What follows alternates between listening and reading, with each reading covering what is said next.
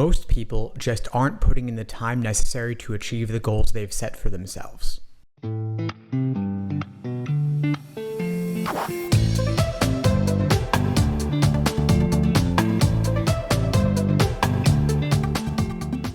Hey, what's up everybody? Steve Schwartz here from LSAT Unplugged, joining you today to share how many hours you should study for the LSAT per day. Before I get into it, please do me a favor, like the video, leave a comment, and subscribe to the channel if you haven't done so already. It really helps with that YouTube algorithm, and I really do appreciate it. So I'm making this video because one of the most common questions I get from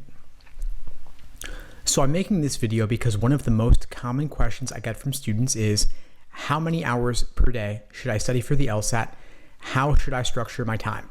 The answer, of course, is it depends on what your other obligations are. Are you working? Are you in school? Are you working full-time or part-time? Do you have a family? Do you have kids? Do you have other obligations? When are you taking the LSAT? All of these questions help factor in to determine what your daily and weekly LSAT study schedule should look like. If you are working or studying, if you are working full-time or studying full-time in college,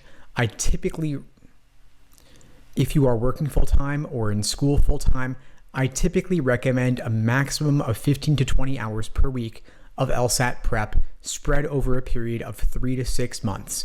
Anything more than that just isn't that realistic, may lead to burnout, and may lead you to stress out about not fully fulfilling your obligations for work or for school, for example. If you have kids, I would lower that down even more to maybe 10 hours per week, spread throughout the week, maybe 1 or 2 hours a day on weekdays, more on the weekends.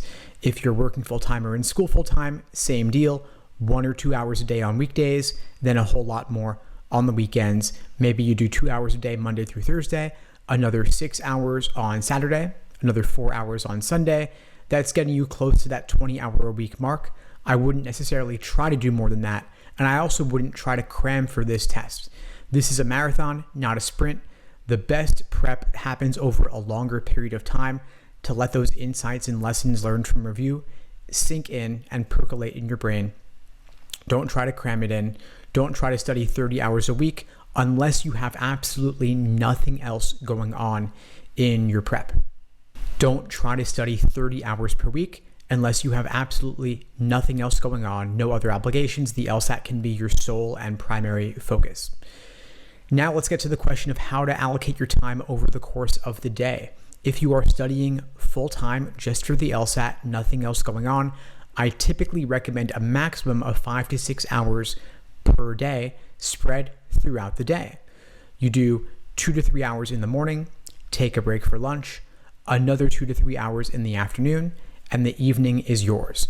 So one ideal schedule might look like the following. Let's say you wake up at 7 a.m., take some me time for an hour or so, you work out, you exercise a little bit from 8 to 9 a.m., then 9 a.m., you sit down, you crack open the books, and get started with your LSAT prep from 9 a.m. until 12 p.m. Maybe you take a break or two in the middle, and then 12 p.m., take a break for lunch, go outside, walk around a little bit, then from 1 p.m. to 4 p.m. roughly, you study for another 2 to 3 hours, again with a break or two in the middle. You're done by 4. That's it. The rest of the day is yours. Socialize, see friends, go for a walk, exercise if you didn't do it earlier. That really helps, that mind-body connection. Super important. Next day, rinse and repeat. Not super exciting, but it is super effective. This schedule is great over a period, again, of 3 to 6 months, especially for those aiming for 170 plus LSAT scores. By the way, if that is your goal, and if you are studying for the LSAT in the next 3 to 6 months, please reach out. I'd love to speak with you. I'm looking for a couple of students aiming for top scores on the LSAT who have already built a strong foundation in the basics of the test, the different sections, and the different question types. If that sounds like you, click the link below this video to find out more and to book a call with me and my team. We'd love to help you out. Now, if you are working full-time or in school full-time or even part-time, I'd recommend a much more moderate schedule for you. In that case, I would say study for an hour before work, maybe 30 minutes during lunch, an hour after work. That could be it. That lets you do actually 2.5 hours, which is more than I said earlier, 1 to 2 hours. Of course, You may not be able to do both before work and after work. Maybe you can't do during lunch, in which case, of course, it gets reduced. For those who commute to work, I recommend you get to work a little bit early and you study either at work in a conference room or somewhere in the neighborhood near your office, maybe a coffee shop around the corner. Then after work, before you go home, again, stay at the office in a conference room or find a coffee shop nearby. Once you get home, it's far too easy to let distractions get in the way of serious LSAT prep. On the weekends, of course, if you're able to clear your schedule on a Saturday or a Sunday to do nothing but study for the LSAT, in that case, I would say, of course, go for that full day study plan, 2 to 3 hours before lunch, 2 to 3 hours after lunch, ranging from the period of roughly 9 a.m. until 4 p.m. Of course, feel free to adjust based on your sleep schedule and your other obligations. This is just what I would consider ideal if you had absolutely nothing else going on, which I know is not realistic for most people. But again, if you're working or in school, I would still go for that 1 hour before work or classes, 1 hour after work and classes, and maybe a little bit in the middle of the day during lunch if you have a short break. This may mean if you can only put in 5-10 hours over the course of an entire week, that may lead you to want to spread out your studying over a longer duration. Instead of trying to do it in 3 months, maybe you say, I'm going to go do it in 5 to 6 months minimum and allow a bit more time. It is possible to get a 170 plus just putting in an hour or two per day, but that will spread your studying over a longer period.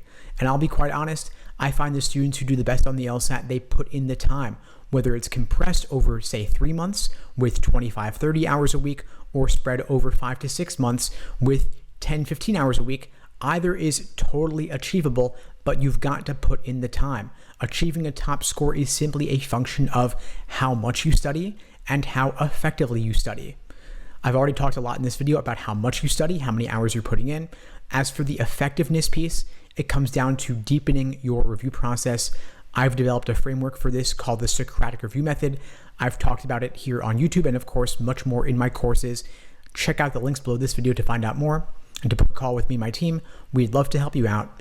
If you found the video helpful, please do me a favor, like the video, leave a comment, and subscribe to the channel. It really does help, and I really do appreciate it. In the meantime, I'll wish you all the best and take care.